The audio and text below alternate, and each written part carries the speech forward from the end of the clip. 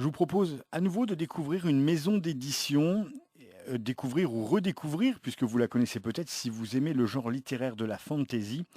Et cette maison d'édition, c'est les maisons d'édition Calidor, et on en parle avec son directeur éditorial, Thierry Fraisse. Bonjour Thierry. Bonjour Xavier. On s'intéresse à Calidor puisque cette maison d'édition a une particularité, elle n'a pas un gros catalogue, vous allez nous expliquer pourquoi. Elle a un riche catalogue avec ses quelques livres qui ont reçu beaucoup de prix, et notamment, dernièrement, le prix Elbacking pour l'un de vos livres. Alors j'ai envie de vous demander tout d'abord, présentez-nous cette maison d'édition Calidor. Oui, bien sûr.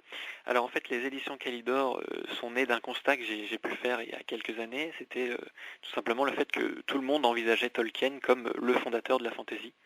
Sauf que moi, j'avais creusé un petit peu pendant mes études justement ce qu'était le genre de la fantasy même, et je m'étais rendu compte que Tolkien avait non seulement donné au genre vraiment une reconnaissance, il avait donné ses lettres de noblesse à ce genre, mais qu'il n'en était pas du tout le fondateur et qu'il y avait beaucoup d'autres auteurs et écrivains qui avaient participé à l'avènement de ce genre qui n'en était pas un à l'époque. Et je me suis dit qu'il fallait rétablir cette petite injustice en proposant aux lecteurs français et francophones des auteurs qui avaient marqué le genre de leur empreinte et de façon très significative, puisque aujourd'hui c'est encore des classiques, que ce soit en Angleterre ou aux États-Unis, mais qui n'avaient pas la chance d'avoir traversé certaines frontières, et dont la frontière française, puisque en fait le genre fantasy n'est arrivé qu'assez tard de notre côté de l'Atlantique. Et du coup, de cette idée sont nées les éditions Calidor, et plus particulièrement la collection L'Âge d'or de la fantasy, qui se consacre donc à ces auteurs qu'il faut absolument découvrir parce qu'ils ont une empreinte indélébile sur le genre et qui ont marqué des auteurs très importants, dont Tolkien évidemment. Vous avez une autre particularité, vous me l'avez appris en préparant cette interview, c'est que pour promouvoir ces auteurs, ou repromouvoir ces auteurs, vous vous êtes aussi attaché les services d'illustrateurs.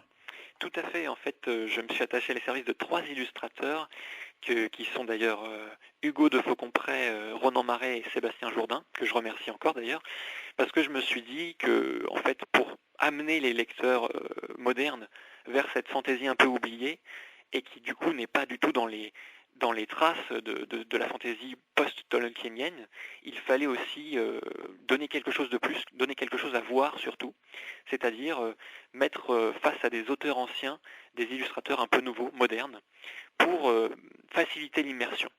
Voilà. Et donc j'ai fait illustrer chacun des 3 ouvrages, que ce soit par des couvertures, mais aussi des illustrations intérieures, qui ont des styles complètement différents, évidemment, par des illustrateurs complètement différents, et qui ont su rendre leur style avec vraiment brio.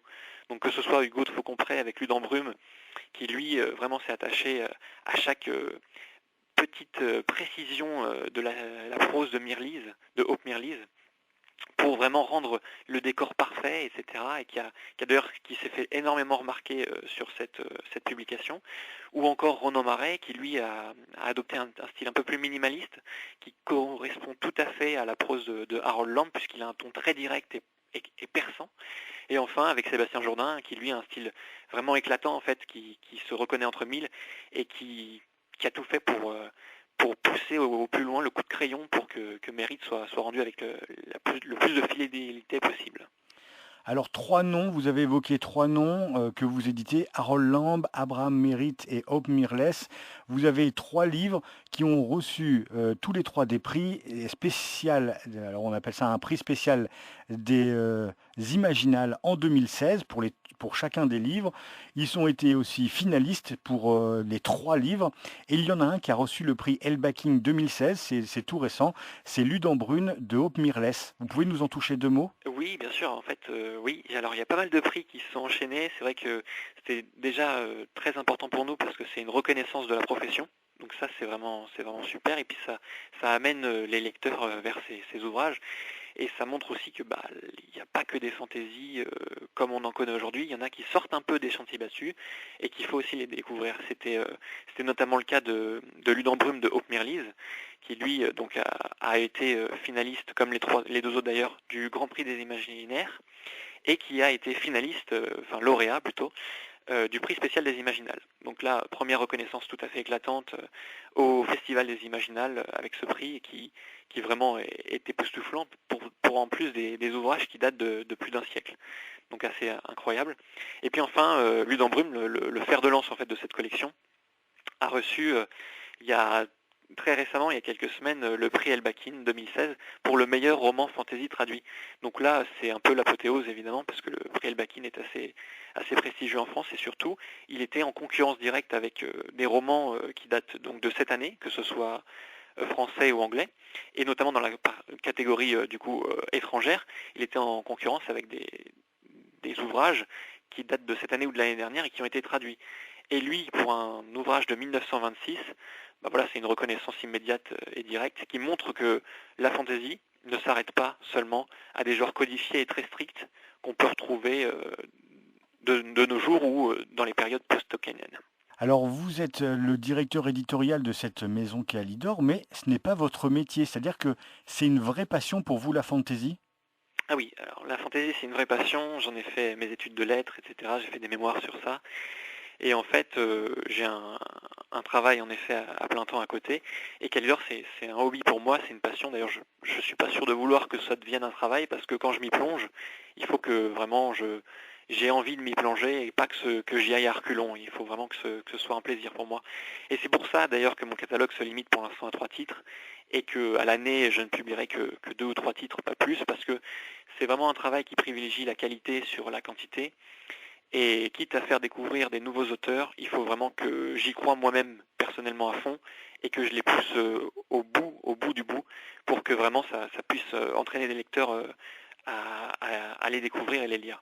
Donc ça reste un hobby, j'y travaille le soir et le week-end et voilà, je mets des illustrateurs et des talentueux traducteurs aussi sur le coup pour rendre quelque chose de très propre et avec une très belle fabrication aussi.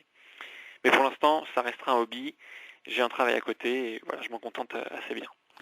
Pour ceux qui aiment la fantasy et qui ne veulent pas s'arrêter à Tolkien, on vous invite clairement à aller sur la page internet des éditions Kalidor. C'est tout simple, www.édition avec un s-kalidor.com.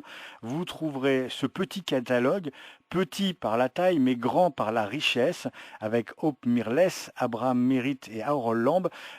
Sur la page, sur votre site internet, on peut voir que vous allez ressortir un Harold Lamb à venir. Tout à fait. En fait, le premier tome de Harold Lamb s'intitulait Le loup des steppes et c'était dans la série Les Lames cosaques. Il se trouve que Harold Lamb était un auteur aussi talentueux que prolifique et il a écrit énormément de nouvelles qui concernent Klit le cosaque, donc qui est le personnage principal de son récit Le loup des steppes. Et du coup, le tome 2 va bientôt paraître. Et évidemment, le tome 2 paraîtra normalement dans quelques semaines à quelques mois, sachant que l'année prochaine, en 2017, Klit le Cosaque aura 100 ans. C'est-à-dire que sa première nouvelle a été sortie en 1917 aux États-Unis. Et que du coup, c'est très important de pouvoir remettre en valeur ce centenaire et de montrer que voilà, des personnages de plus de 100 ans persistent encore dans les rayons des librairies aujourd'hui. Alors on vous invite à aller sur ce site édition avec un s-kalidor.com. Il y a aussi une très belle page Facebook qui existe si vous voulez en savoir plus. On vous rappelle que 3 livres sur ce catalogue ont reçu des prix, dont le prix Elbaking 2016 pour Ludembrume de Hope Mirless. Merci beaucoup Thierry Fraisse. Je rappelle que vous êtes le directeur éditorial de ces éditions Kalidor. Bonne continuation et à très bientôt avec les 100 ans du Loup des Steppes. Merci beaucoup Xavier, à très bientôt.